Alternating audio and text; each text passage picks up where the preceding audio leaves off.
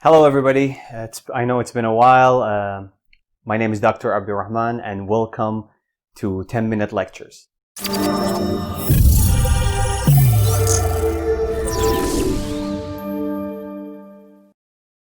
Just to give you a little introduction about myself, I graduated from Dalhousie University in Canada. This is where I've done my Bachelor of Science, my dental degree, and I also did my periodontics, and I of course obtained the national boards in dentistry and periodontics as well. And I was able to finish part one of the American boards, but the second part was a little bit interrupted because of you know what. So just to tell you a little bit about this series and what it includes, 10-minute lectures is pretty much targeted towards dentists and periodontists. But I think even if you are able to speak English and understand English pretty well, then hopefully you'll be able to understand the gist of what I'm saying. I'm still gonna kind of look at evidence and studies and certain procedures and evaluate them and hopefully give you a new perspective on them. But at the same time, I want to try and use kind of simpler language just so we can include everybody in the conversation and hopefully everybody can understand what I'm talking about. And just to mention the elephant in the room, I know I'm speaking English right now. A few of my colleagues and friends have suggested that I start speaking English just to reach a kind of a larger audience, I hope. And at the same time, it's a little bit easier for me to talk about evidence and dentistry in kind of this language that I've been speaking for most of my life, pretty much. Especially that I lived in Canada for about 11 to 12 years. So it's a little bit easier for me to communicate, and hopefully I'll be able to deliver the message that I'm trying to deliver a little bit easier. So I thought this might be the perfect topic to kind of start this series of lecture, is to talk a little bit about the pyramid of evidence.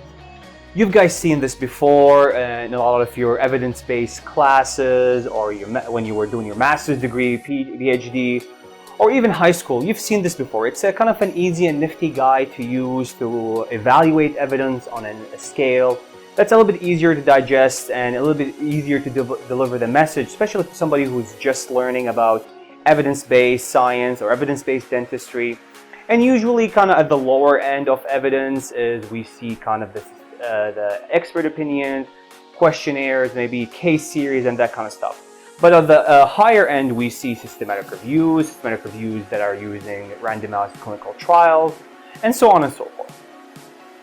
So as I was diving more into the body of evidence and looking at more articles, I did find that more kind of case series or expert opinions had a little bit more impact in a positive way on my practice. Systematic reviews were still great, but not all of them gave me the answers that I was seeking, and not all of them are created equally. Not all of them can give you the information that you're looking for that might help change your policy or help your patient.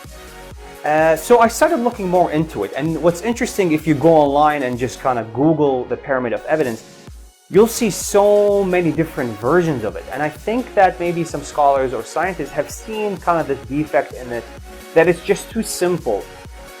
There are just so many things that can affect the quality of a study. So like systematic reviews that are based on case series are not as strong as systematic reviews that are based on randomized clinical trials. And it's not always possible also to do a randomized clinical trial or systematic review on a certain technique. So sometimes it's important to look at kind of the expert opinion, look at the case series, and hopefully be able to kind of deduce if this technique or surgical procedure is right for you or right for your patient.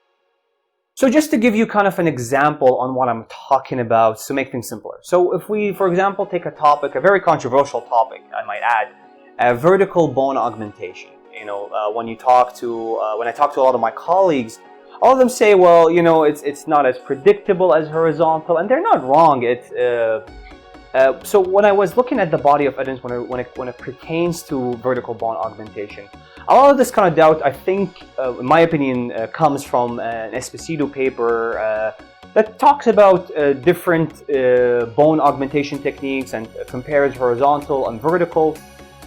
It seems like the general conclusion of that paper is that a technique called distraction osteogenesis is the most predictable when it comes to vertical bone augmentation. But of course, it does come with a lot of complications for your patient as well. But it seems like the vertical augmentation provided good results, and the bone was maintainable. But what's interesting, when you look at the specific, if you ignore the abstract for a second, when you look at the specifics of the study, he does say that a lot of this comes from kind of weaker evidence papers, lots of higher risk of bias, smaller sample size, and it's plagued by a lot of issues. So pretty much we should take that conclusion with a grain of salt.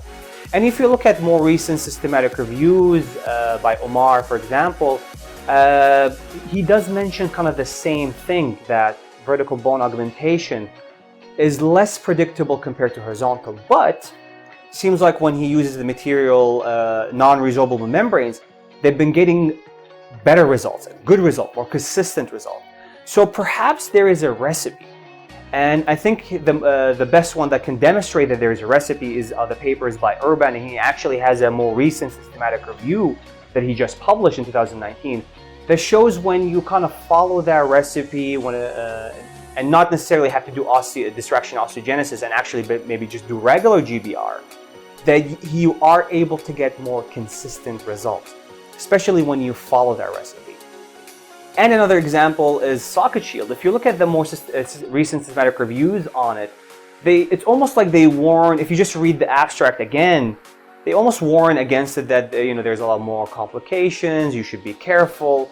But when you dive deep into the study, they mention some crucial point that more experienced dentists or dentists that are practitioners that are following your recipe, they're having much better success and better long-term outcomes.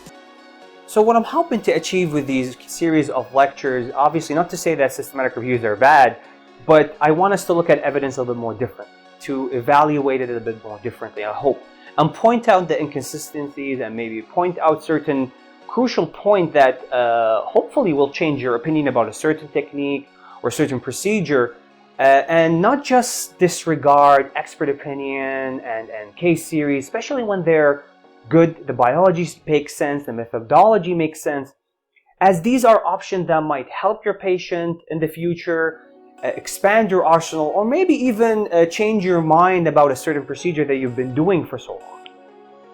And at the end, thank you guys for listening. I know this is going to be a long journey, and I'm sure I'll make some mistakes along the way, but I'm counting on you to discuss it or point it out and mention it to me, send a direct message or talk in the comments.